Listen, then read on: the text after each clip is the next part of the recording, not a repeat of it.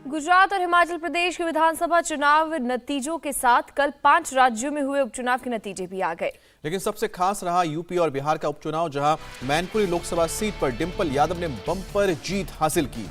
डिंपल की इस जीत के साथ ही शिवपाल यादव की पार्टी का विलय समाजवादी पार्टी में हो गया। वहीं बिहार में यूपी के उलटफेर हुआ और बिहार के सियासी चाचा नीतीश कुमार और भतीजा तेजस्वी यादव की जोड़ी को जनता ने सिरे से नकार दिया।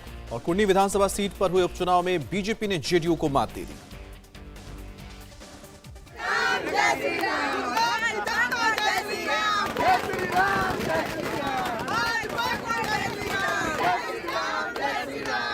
गुजरात और हिमाचल के साथ साथ इन दो तस्वीरों की चर्चा भी खूब हो रही है। यूपी के सगे चाचा भतीजा जहां डिंपल को मैनपुरी सीट पर जिता ले गए, वहीं बिहार के राजनीतिक चाचा भतीजा का जोर काम नहीं आया और उन्हें कुढ़नी सीट पर बीजेपी के हाथों हार का मुंह देखना पड़ा। क्या आप सिलाई सीखने के लिए हजारों रुपए खर्च करने के लिए चिंतित हैं? फ्रीडम ऐप को डाउनलोड करें, 40 घंटों का टेलरिंग कोर्स देखिए और खुद का टेलरिंग बिजनेस शुरू करें। मैनपुरी लोकसभा के उपचुनाव में समाजवादी पार्टी के उम्मीदवार डिंपल यादव ने बम्पर जीत दर्ज की। डिंपल यादव ने 2,88,461 वोटों से जीत हासिल की। डिंपल को 6,18,120 वोट मिले, जबकि बीजेपी के रघुराज शाखी को 3 लाख से ज्यादा वोट मिले। जीत के बाद चाचा शिवपाल से नाराज भतीजे अखिलेश ने एक बार फिर चाचा को गले लगा लिया। झंडा भी हमारा समाजवादी पार्टी और साइकिल का हो गया है। अब हम दोनों लोग हमेशा के लिए एक रहेंगे और जब रहेंगे तो कोई भी चुनाव होगा, चाहे 2024 का हो, कोई भी चुनाव होगा, हम मिलकर के और ये जितने भी हमारे समाजवादी पार्टी के कार्यकर्ता हैं और जनता मिलकर के अब चुनाव जीत लेंगे। दोनों मिलकर सैफई पहुंचे, जहां मुलायम सिंह के समाधि स्थल पर नमन किया। ये जीत मैनपुरी की जनता ने और खासकर लोकसभा की जनता ने नेताजी को सच्ची श्रद्धांजलि दी है। मैं बधाई देना चाहता हूँ खतौली की जनता का भी। समाजवादी पार्टी और आरएलडी के गठबंधन के प्रत्याशी जीते हैं। वहीं रामपुर में हमें अफसोस इस बात का है कि बार बार शिकायत करने के बाद भी प्रशासन मनमानी करता रहा।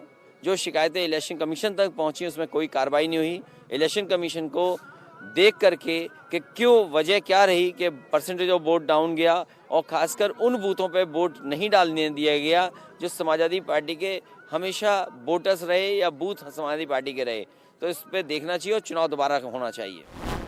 मैनपुरी में अखिलेश यादव भले ही अपना किला बचाने में कामयाब रहे हों, लेकिन रामपुर में बीजेपी ने आजम खान के किले को पूरी तरह तोड़ दिया है।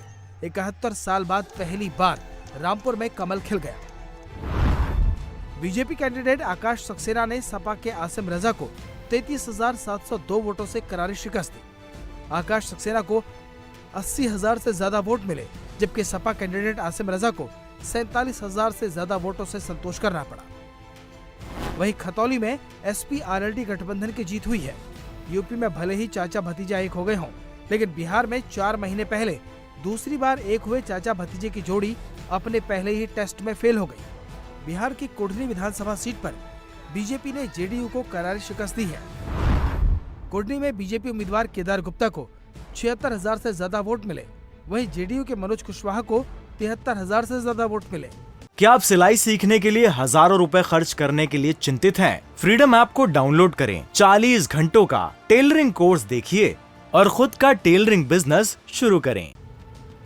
पहले गोपालगंज और अब कुढ़नी में हार के बाद नीतीश कुमार को इस्तीफा दे देना चाहिए। जिस तरह से 2014 में जब लोकसभा में वो केवल 2 सीटों पर सिमट गए थे, उन्होंने इस्तीफा दिया था, उसी प्रकार उनको ये स्वीकार करते हुए कि अब उनकी लोकप्रियता कम हो गई है, उनका जनाधार घटता जा रहा है और उनका जो आधार वोट था अति पिछड़ा, वो पूरी तरह से बीजेपी की तरफ खिसक चुका है।